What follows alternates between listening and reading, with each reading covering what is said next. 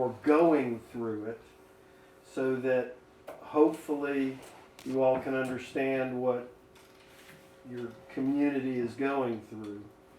This is with regard, of course, to the general store. As you all are familiar, I bought the general store. I first bought a piece of property of it in August of 2018. I bought the balance of it in February of 2019. Now, at the time I bought it, I could have simply replaced the failed septic system and reopened that business.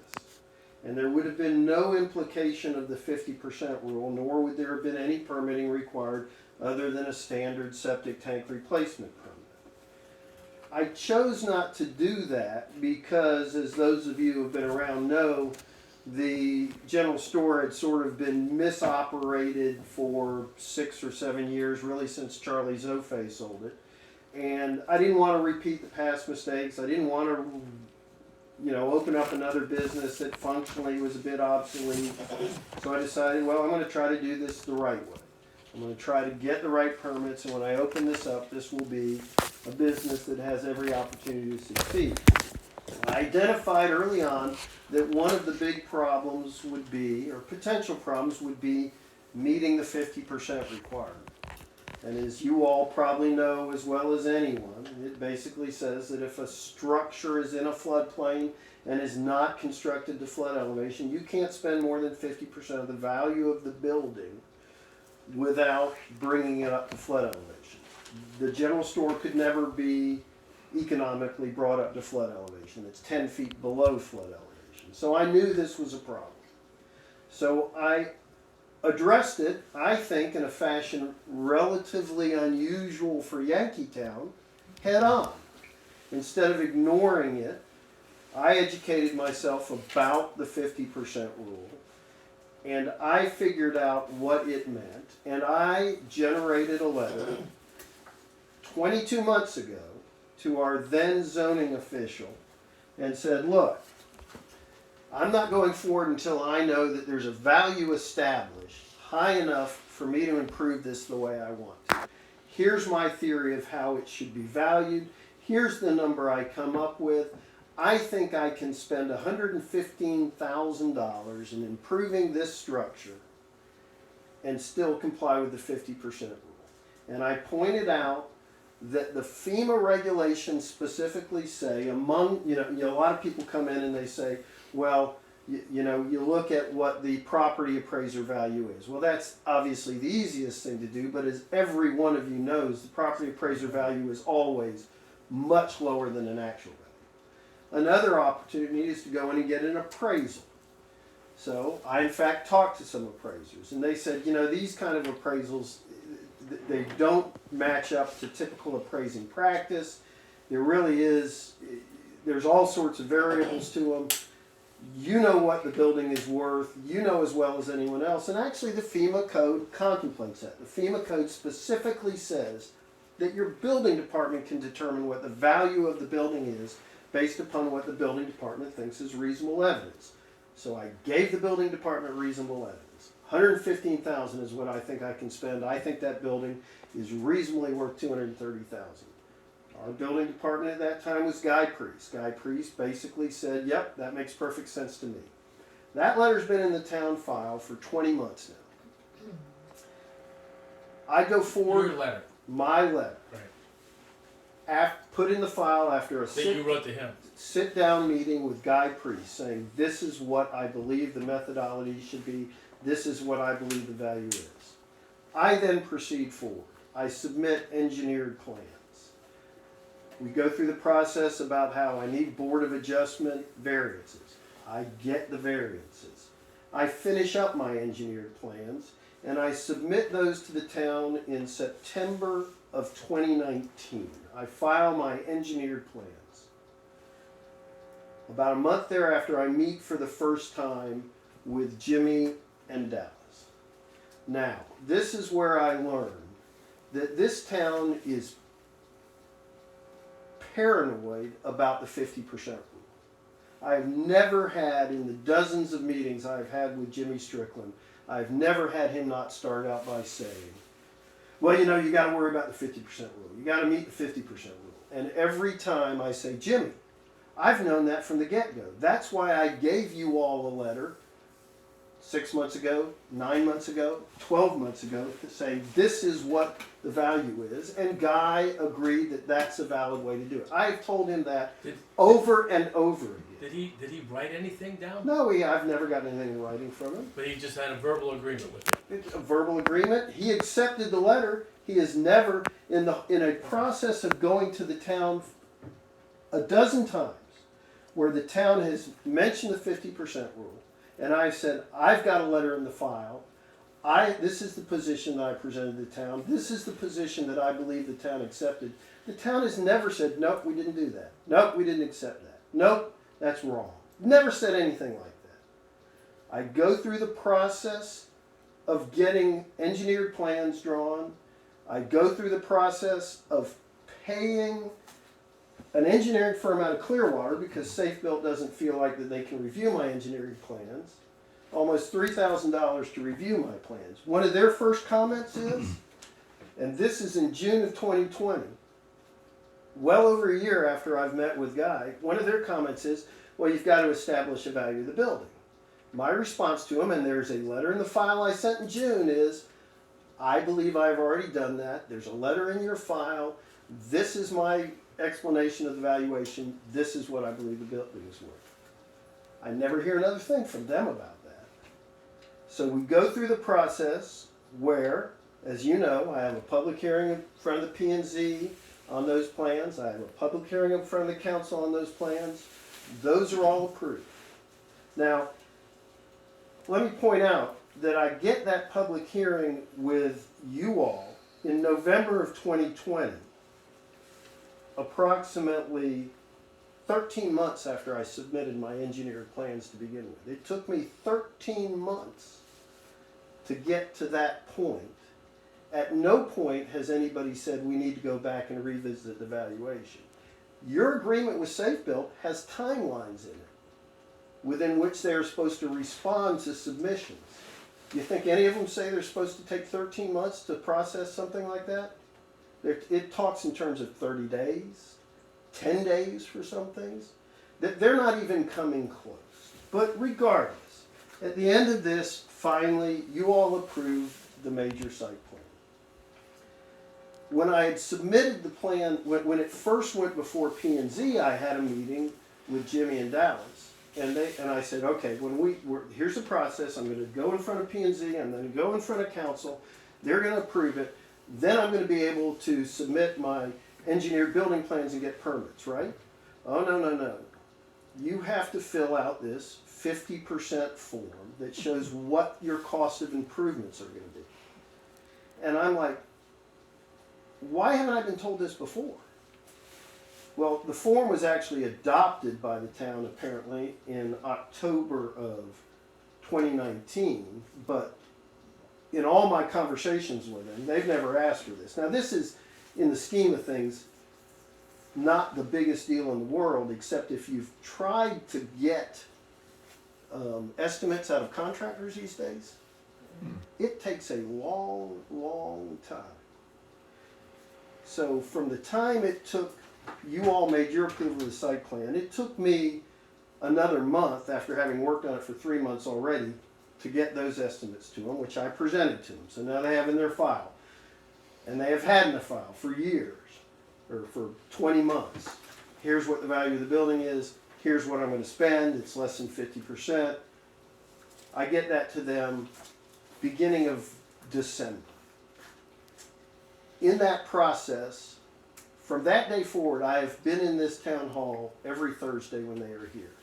So in addition to telling you that these people are paranoid about the 50% rule, I'm also going to tell you nothing happens except on a 2-week cycle. If I don't show up, nothing happens. So I turn in the application. 2 weeks later, I'm in. How's everything coming on the application? Well, we're working on it. We're working on it. I'm figuring, it's 2 weeks. I don't expect it really in 2 weeks. 4 weeks I come in. Have we made any progress? Do you need anything from me? Well, we've sent it to somebody higher up in the Safe Built food chain to look at. This is more complicated. All right, so 6 weeks I come in. Well, have we got it yet? No, we don't have anything yet, but he's working on it. 8 weeks I come in. Well, actually before 8 weeks, I get an email. In the 6-week period, I get an email from Jimmy that says, I can't read these plans, they're too small. Can you get us a full-size plans? So I go to Ocala, I drive to Ocala, I get a set of full-size plans, I deliver them over here. 2 weeks later I'm in. Have you all accomplished, are we making any progress? No, not yet. Then after that, like in week 9, I get this email from him. Hey, can you, we're working on the appraisal of the property. And a red light goes off. 9 weeks later, after I've submitted these, 2 years after you've had what I couldn't file, you're working on the appraisal of the property. So I sent him an email. What do you mean you're working on the appraisal of the property? Get no response. Come in here on Thursday.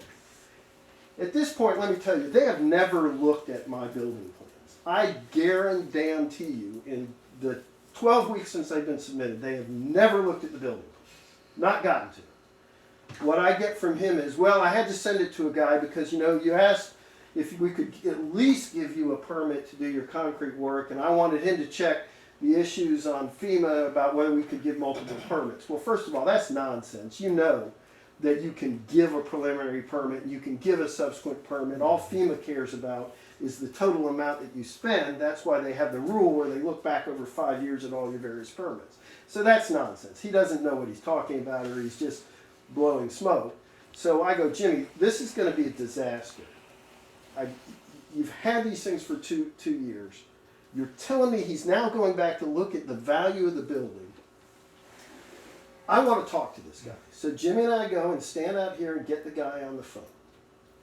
A, it's apparent he doesn't even know there's a letter in the file from 2 years ago. B, it's apparent he's never looked at the plans.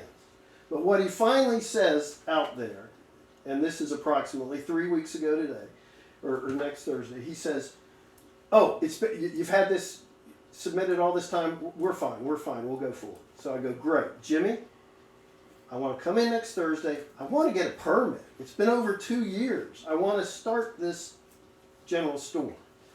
So I come in last Thursday. No permit.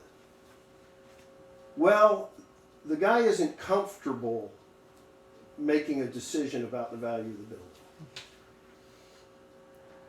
So what am I supposed to do now? I have spent close to $20,000 in engineering fees. And again, I know, I hear some of you thinking, well, the town never said they were okay. I have asked 1,000 times I've been in here and said, town, this is what I think the value is. This is what I am proceeding on. It is in your files. I have given you letters of what people are willing to pay me for the property. I've given you an explanation for the valuation. I'm not asking for anything extreme. FEMA rules say the town can make this decision. And I have made no progress toward getting a building permit for the general store. Now, part of the problem is, again, these people don't want to make any decision whatsoever. They are paranoid about somebody, I guess, thinking they're wrong. And in particularly when it comes to FEMA, somehow they've gotten the message that, FEMA's rules are, they got rules, but they also involve judgment calls. But their theory is, we're not going to make any judgment call. We're not going to do that. They're scared to death. And I don't know who is sending that message. The other thing is, they don't do anything except on a 2-week cycle. Nothing happens in between, at least in my experience, my harassing them. The third thing is, and this is the thing that's the most nebulous, is when you have a building, in a typical town where you have a building department, I know we can't have a full-time building department or anything like it, but the building department has an understanding of whether the town wants to be anti-development, flexible to development, facilitate development. I began with the proposition that fixing up that general store was probably the one thing that everybody in this town could agree would be a great thing to happen. It's an eyesore as it is. It was a great act, and my sense after 2 years is at best the town's attitude is complete indifference. And at worst, it's let's make everybody jump through every single hoop we can think of to accomplish something. And it's, you know, if the town, let's assume the town would like to see that general store reopened and employ 10 or 12 people and pay taxes. It's never gonna happen if it doesn't happen with someone like me. A serious investor is never gonna do it because it doesn't make a whole lot of investment sense. And they're gonna look at the process of going through this and say it's not worth it just for a potential small return on investment. An idiot might try it, but they're not gonna do it right. I'm the unique idiot who I think has tried to do it exactly right. I've tried to come in here, and because of my history with this town through the development wars, I have tried to follow the rules. I have tried not to skirt anything. I have filed $15,000 worth of engineered plans. I can't get it done. I mean, what am I supposed to do at this point? And you know, my wife said, you're supposed to, if you come in there, you should have something to ask. I don't have anything to ask y'all. I mean, I'm just frankly flat out buffaloed when I reached the point where after submitting building plans for 12 weeks, I can tell you they haven't looked at them. All they're worried about is, oh, how do we not make a decision about the 50% rule when we've had this letter in our file for 2 years. I don't know what to tell you, but you know, you're never, I hate to say nothing good's ever going to happen at this town if this is the way people are treated, but frankly, there's not too many opportunities to do much in this town.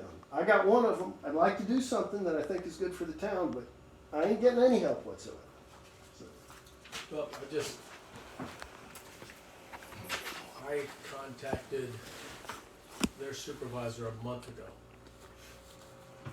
Rob Perry, and then also spoke to Tom Walsh. And part of it was, and I made a comment to you, I don't think we were giving them enough hours, okay?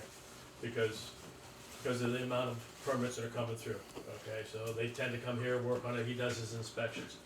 They are looking at adding a second person to help out with Jimmy, somebody that does also Cedar Key and Chiefland. I haven't heard back from him, but I also made another call this morning to find out where they were on your permit. And I was told, okay, that you'll have something this week, okay? Something. They agreed, whoever was making the decision about the methodology for getting the appraised value, they agreed with that. What they couldn't find was anything that Guy Priest had ever even made that statement, other than the letter that you wrote. So they didn't have anything in their files that Guy said, yeah, this is okay.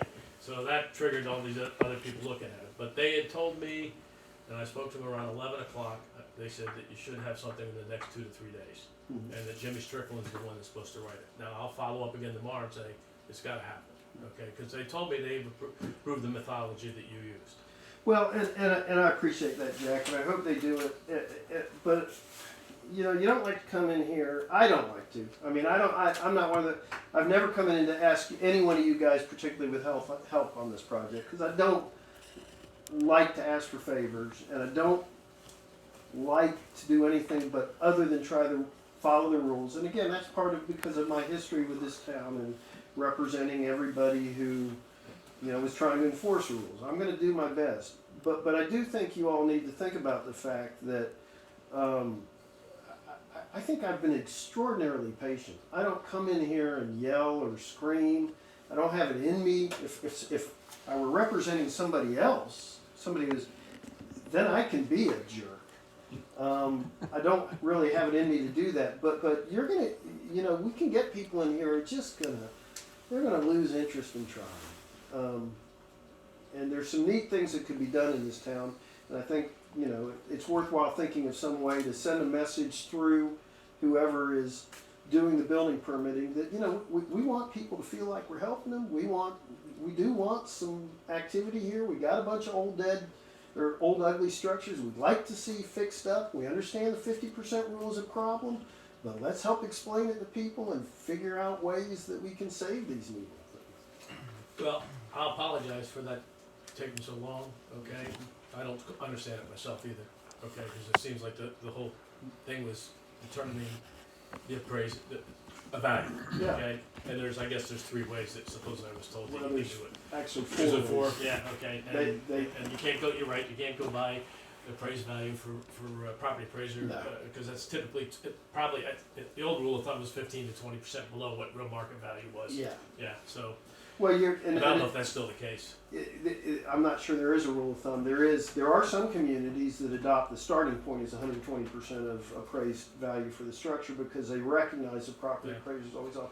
But if you look, I think you'll find Yankeetown has got a unique problem in that regard. You got and I went through this when I presented the stuff on the historical ordinance to you. You have buildings in this town that the property appraiser, that are perfectly livable, people have lived in them for years, and the property appraiser says the structure's worth $20,000. You can't re-roof that under the 50%. Yeah. Well, nobody in the town has directed them about being tough on the 50% rule. It does come up. I'm gonna speculate part of the reason that it came up is because we were in the process of being reviewed for our community rating numbers, and maybe that was in the back of their head, okay, because they were trying to hit the requirements, which we were challenged, and they did a lot of work for it towards getting that rating to maintain it at a discount for those that buy flood insurance of 20% off the regular rates. Excuse me. The other thing that I just was made aware of the other day is that FEMA did drive through town. Mm-hmm. And there's 5 properties that they pointed out that they want to talk to the building official about the repairs and stuff that are being done. Out of curiosity, do we know what properties those are? Yeah. 24 Magnolia, 5102 Riverside, 5603 Riverside, 5900 Highway 40, 6451 Riverside. So Well- we are meeting, Dallas is meeting with FEMA to go over, I guess they're gonna yeah, they just they look at have the to. permits and see what is going on. I have no Explain. idea what their process is. Well, and my That's this week, isn't it? Yeah, my impression is that 5-10 years ago, none of us talked about the 50% rule much. I mean, it was almost below the radar. It has I agree become, with you. it has become, and I think the pendulum has swung to the far extreme, certainly in the case of Jimmy Strickland. Again, I have never had a meeting with him where he didn't start with the 50% rule. And I think somehow we need to both send a message to him and people in town that, the way to deal with the 50% rule is to think about it in advance. Because, the valuation issue, there's room there. If people understand what you can and can't spend money on, but all we get is Jimmy Strickland, oh, you're going to run afoul of 50%. Oh, you're going to run afoul of the 50% rule. We actually started last week handing out the 50%. and the Unit 8 from FEMA. Unit 8 from FEMA, so when actually a gentleman came in and we gave it to him, he was looking at it, bumping out a wall to make his kitchen a little bit bigger. The whole flood map, the whole flood zone issue, even has surprised me, because my property that I built in 2005, I now fall under the 50% rule, because the elevation, when I built was at 12 feet, I built at 12 and a half feet, it's now 14 feet. Yeah. So if anything I do to my house, I'm under the 50% rule. So I'm sitting here saying to myself, I would pretty much bet that every house in this town falls under the 50% rule. It's close. I mean, once you get the other side of the Saxon property, there's probably a fair number that are Yeah. on little pockets. Well, we had a gentleman come in at 4807 that did an AC change out, and he is now at 12 foot, and to do his AC, he'd have to build about a 7-foot platform. He said the unit, because I guess it's a long, high, tall unit, Yeah. would be up to the peak of his house, Yeah. okay? I mean, No, it's going to be a huge ongoing problem for this town, and it's probably worth the town spending some focus on it because it hits people who never thought of, never realized it. that's a bonus, because if I sell my house and somebody wants to go finance it, Yeah. they're gonna have a flood insurance policy that's gonna be ridiculous. Yep. Okay, I remember Mr. Feld did his many years ago, it was about 20,000 for your home. If you Oh. were to Oh, I got one quote for $47,000. Yeah. And that's very important about handing out to people that are coming in here to do stuff in town. I don't disagree. I already had asked Safe Bill if we could maybe have a community meeting and involve FEMA, get a FEMA representative to come down here, and the citizens can ask them any questions they want about this. Let me suggest to you, if you can find one, who you really ought to maybe consider about getting to that meeting is an appraiser who specializes in appraising for FEMA. Because having now spent hours talking to appraisers about appraising under the FEMA rules, it's just a kind of appraising that they don't do and it doesn't make any real sense to what they normally do. So you really need somebody specialized who can get you a real number. Yeah, it'll be interesting to find out what this report is, because the one house on Magnolia, supposedly all it was stucco and brick product. So why did they call this house out? Because they put on stucco and brick, and so it was obvious when they drove by. I guess that's what it was. But I would argue that's cosmetic. The FEMA rules actually don't distinguish between that. Okay. You educated me. Paint counts toward the FEMA 50% rule. It's ridiculous. I didn't know that. Yep.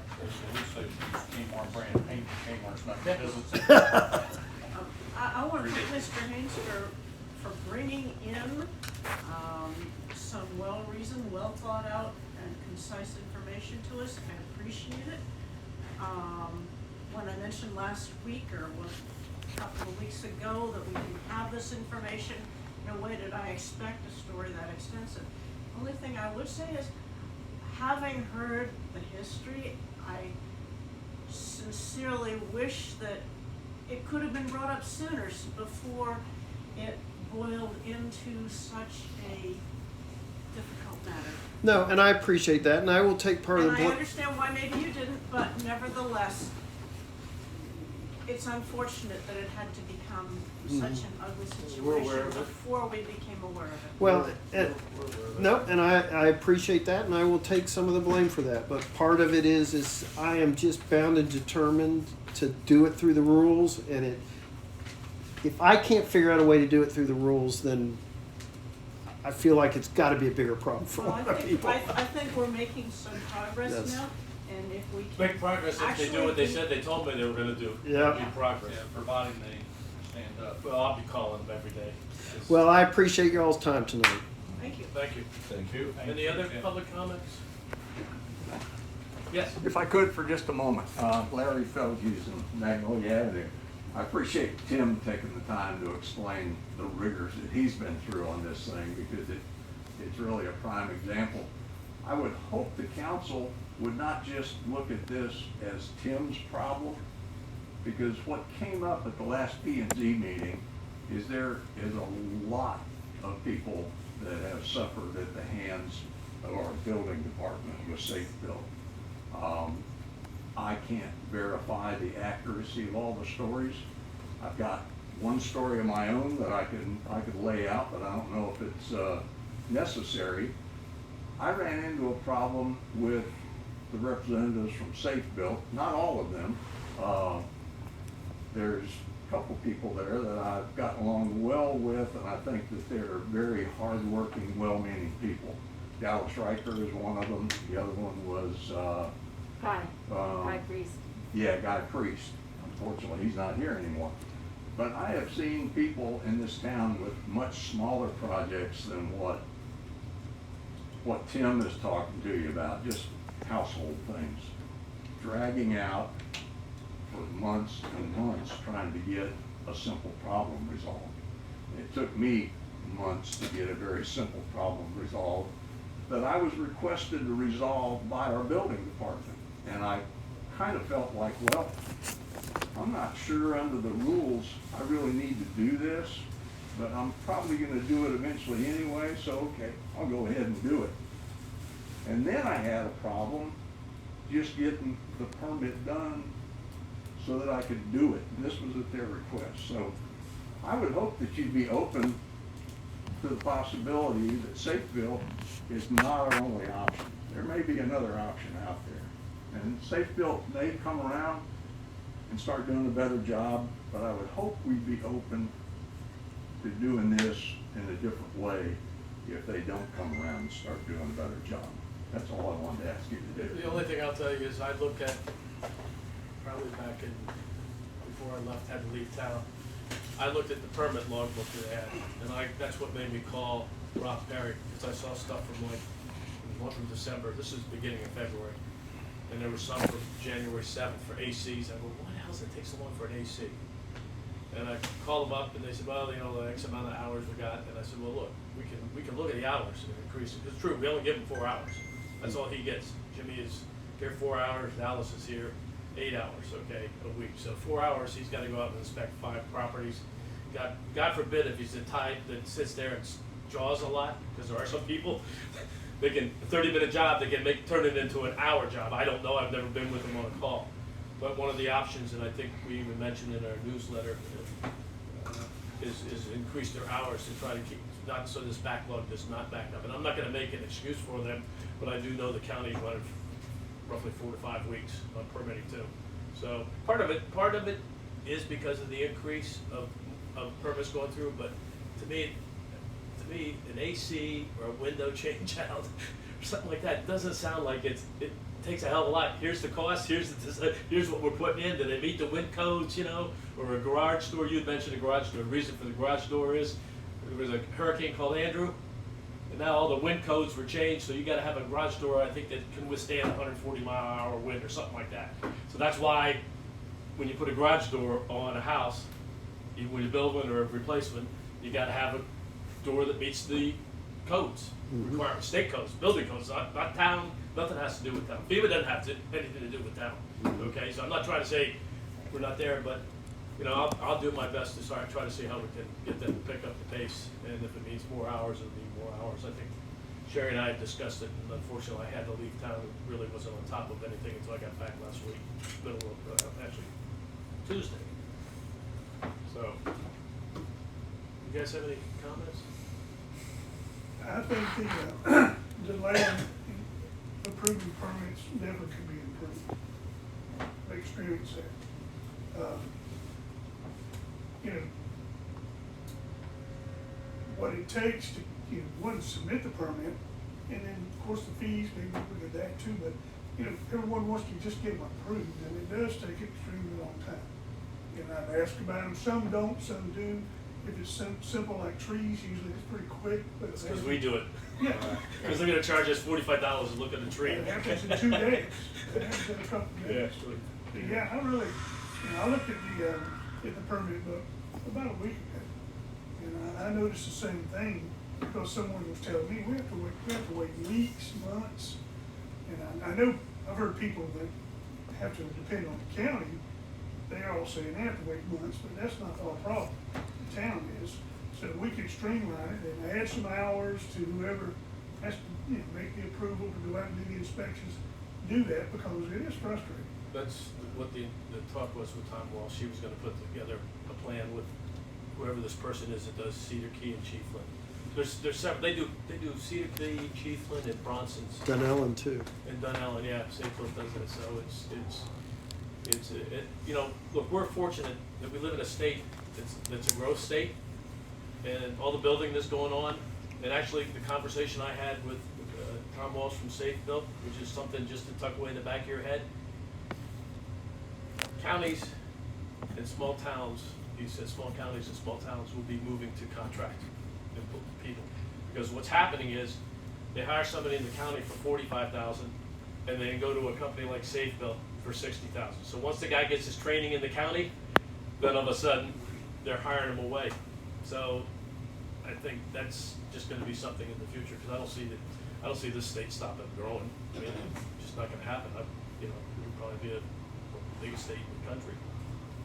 And really the benefit of going to a contractor should be, if they do get behind, they can put more people on it. Exactly. That really should be, so it's also incumbent upon us to, Ms. Holbrook's comment is, we need to keep track of them, just like Danny did, and went and looked at the turnaround time, you know, understanding, you know, be a little bit more inclusive, you know, into their business a little bit. That's what I'm seeing is a little bit step up in the contract management might be good on our part. Absolutely, absolutely, and we have access to their software system. We can't go in and do anything. We can just view it, but we, Linda enters it in. the permit, that's all, yeah.